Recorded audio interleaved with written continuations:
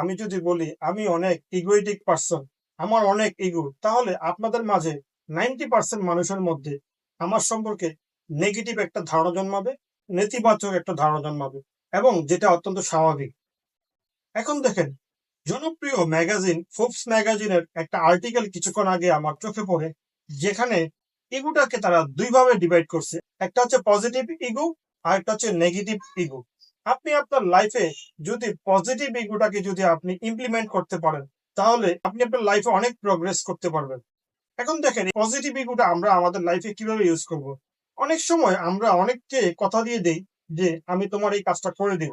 যখন প্র্যাকটিক্যালি যখন আমরা করতে যাই, তখন দেখি যে কাজটা আমার জন্য অনেক বেশি দুরূহ।